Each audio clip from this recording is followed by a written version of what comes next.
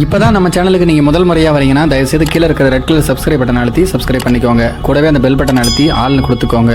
அப்போ தான் நம்ம போடுற வீடியோ உங்களுக்கு தினமும் கிடைக்கும். சரி வாங்க இப்போ நம்ம வீடியோக்குள்ளே போகலாம். நாமக்கல் மாவட்டம் மல்லசமுத்திரத்தை அடுத்த காளிப்பட்டி அருகே உள்ள குருக்கலாம்பாளையம் பகுதியை சேர்ந்தவர் சின்ராசு. இவருடைய மனைவி மேகலா. இந்த பெண்ணுக்கு வயது 25. கடந்த 5 ஆண்டுகளுக்கு முன்பு இவர்களுக்கு திருமணம் நடந்திருக்கிறது.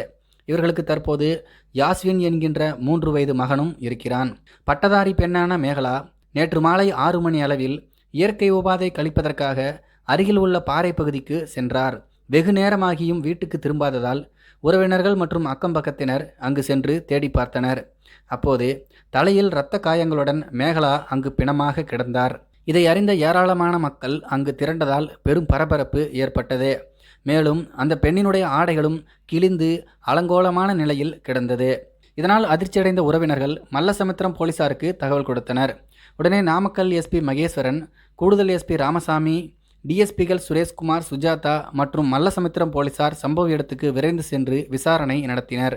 பின்னர் மேகலுடைய உடலை மீட்டு சேலம் அரசு ஆஸ்பத்திரிக்கு பிரேத பரிசோதனைக்கும் அனுப்பி வைத்தனர். இது தொடர்பாக விசாரணை நடத்திய போது பல பரபரப்பு தகவல்கள் வெளியானது. மாலை நேரத்தில் மேகலா இயற்கை உபாதை கழிப்பதற்கு பாறை பகுதிக்கு சென்றபோது அருகில் உள்ள கோணாங்கிபாளையத்தை சேர்ந்த சந்திரன் என்பவருடைய மகனான அரசு கல்லூரியில் 2ஆம் ஆண்டு BA படிக்கும் 20 வயதான வேலு என்பவரும் அங்கு சென்றிருக்கிறார். குடிபோதையில் இருந்த வேலுவுக்கு மேகலாவை பார்த்ததும் காமம் தலைக்கேறியது. இதனால் தன்னுடைய ஆசைக்கு இணங்குமாறு மேகலாவை வற்புறுத்தினார். அதற்கு அந்த பெண் மறுத்ததால் மேகலாவினுடைய ஜாக்கெட்டை கிழித்தார். ஆனாலும் மேகலா உடன்பட மறுத்ததால் காம போதையில் இருந்த வேலு ஆத்திரமடைந்தார். உடனே அருகில் இருந்த கல்லால் மேகலாவுடைய தலையில் சரமாரியாக தாக்கினார். இதில் படுகாயமடைந்த மேகலா சம்பவ இடத்திலேயே இரத்த வெள்ளத்தில் துடிதுடித்து இறந்ததும் இதை பார்த்த வேலு அங்கிருந்து தப்பி ஓடியதும் தெரியவந்தது. இதனையடுத்து அந்த பகுதியில் பதுங்கியிருந்த வேலுவை பிடித்து மல்லசமுத்திரம் போலீசார் விசாரணை நடத்தி வருகிறார்களாம். இந்த சம்பவம் அந்த பகுதியில் பெரும் பரபரப்பை ஏற்படுத்தி இருக்கிறது.